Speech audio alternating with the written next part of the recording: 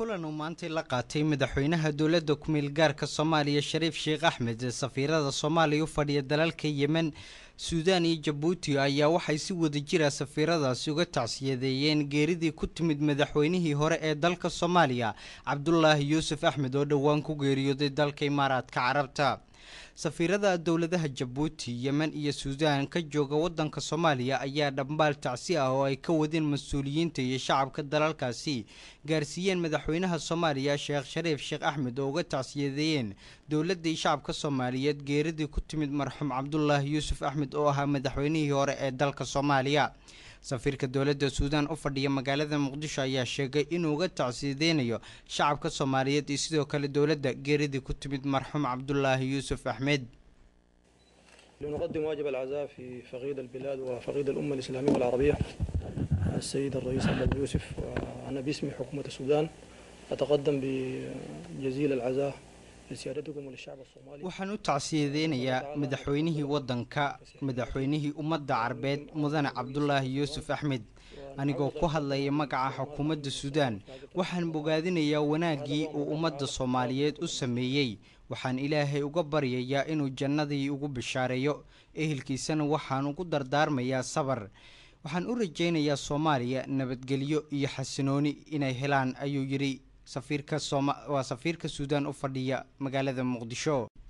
madaxweynaha dowladda ku-meel gaarka Soomaaliya Shariif Sheekh Axmed oo isna dhankiisa hadlay ayaa waxa uu sheegay نشكر الدور الذي قام به الرئيس اليمني والحكومة اليمنية والشعب اليمني، وأيضا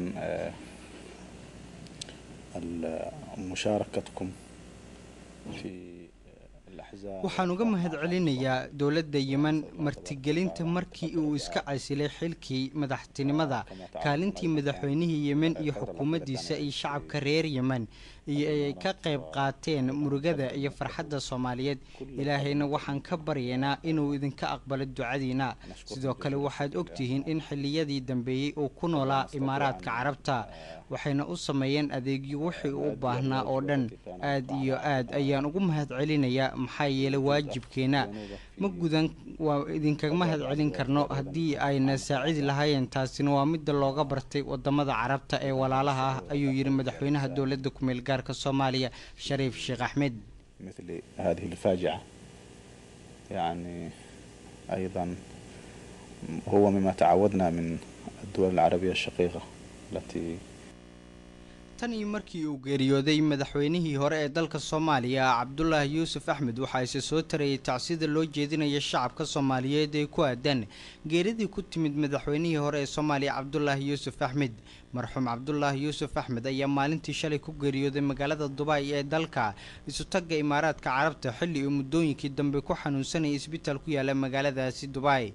maalinta bari ah ayaa lagu wadaa in meydka marxuum Cabdullaahi Yuusuf Axmed laga soo dejiyay garoonka Muqdisho si ay mas'uuliyiinta dowladda salaada janaasada ay ugu dukadaan, kadibna waxaa lagu aasayaa magaalada Gaalkacyo sida mas'uuliyiinta dowladda ay sheegeen.